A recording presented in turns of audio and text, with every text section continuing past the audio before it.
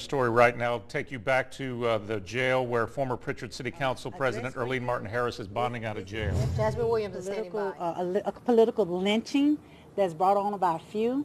I've served the city of Pritchard with high dignity and moral standards for 14 years. Are you shocked? I'm shocked. I really don't know what to tell you about what the charges are. I don't know what the charges are. I don't fully understand what the charges are, but it all stems about me not being able to decide where it is that I live.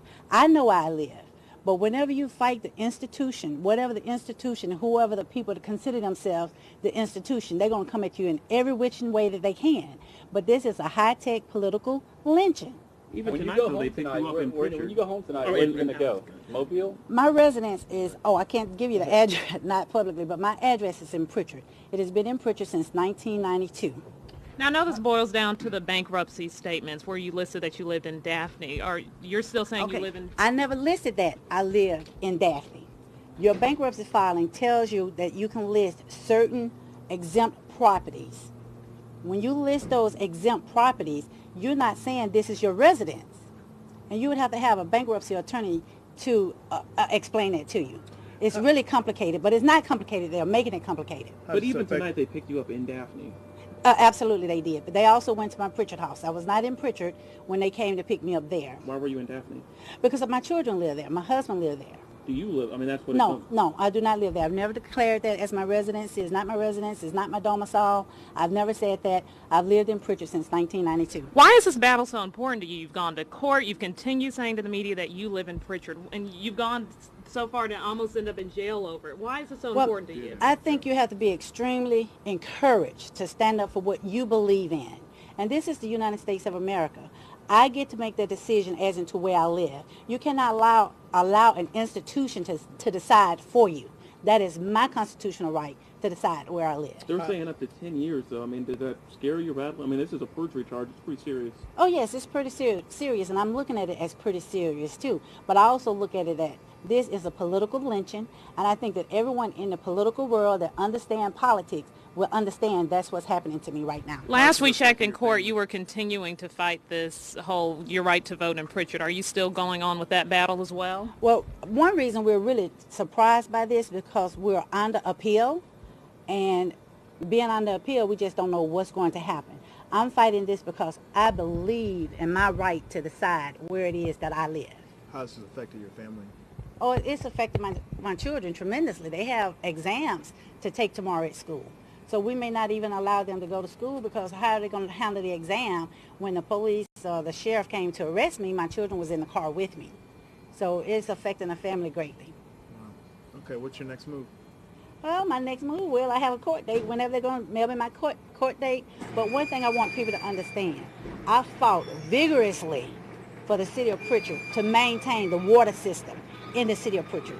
And when you fight so vigorously for that against powerful people that wanted to see the Pritchard Water Board dissolved, I had to stand up on my own 2 feet and believe in what was right for the citizens of Pritchard.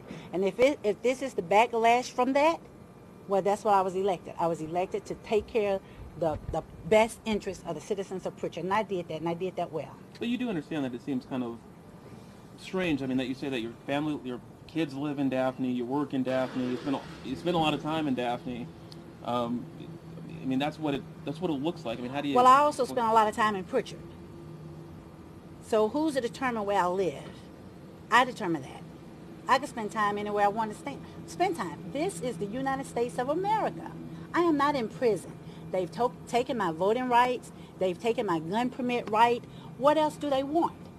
I was serving the citizens of Pritchard, and I will continue to do that. And when you say political lynching, I mean, who's after you? It's the institution. You never know who's after you. Do you think you made enemies in Pritchard as a result of the water board? Whenever you are an elected official, every decision that you make in life, it is going to negatively impact someone or positively affect someone. So whenever you make a decision, yes, someone is going to be very upset by that decision. I'm sure you want to get home with your family tonight, but were you surprised that they came to your home and arrested you? I mean, you said you were in a car? Yes, I was in a car. Were you surprised? Well, they could have just picked up the phone and called me and told me to come here. I would have done the same thing because I've not done anything wrong. Don't forget, I have the right to decide where I live. An institution cannot tell me my residency. My residency is established by the way that I have establish my residency. Do you think the people of Pritchard are concerned? I mean, that's what this is about also. You want to serve as citizens. How do you think they feel? I think that the citizens have mixed emotions.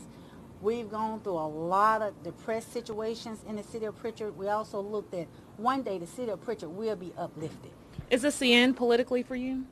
Well, you never can determine what the end is, because that means I would have to predict the future, and I cannot predict the future. Only thing that I can say is right now, at this present time, I am going to stand up for what I believe in. Where are you headed now?